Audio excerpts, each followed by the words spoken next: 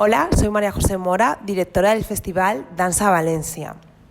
Dansa Valencia es el festival de danza público de la Comunitat Valenciana, organizado por el Instituto Valencià de Cultura, en el que creadores y creadoras valencianas pueden dar a conocer sus investigaciones y creaciones, y también en el que se presentan espectáculos de artistas de otros territorios para conocer otras formas de crear y entender el movimiento. El festival arrancó el 10 de abril con el ciclo Moviments Urbans y acabará el 18 de abril con la pieza Wu Wei de Raquel Klein.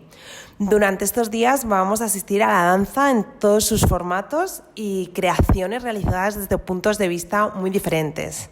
También habrá espacio para que el público, los profesionales debatan, reflexionen y compartan.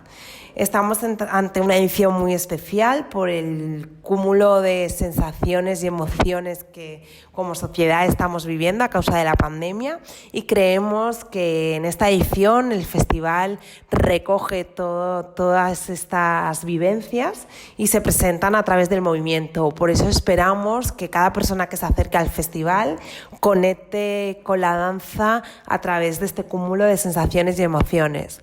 Estaremos hasta el día 18 y esperamos que vengáis al festival y disfrutéis de la danza.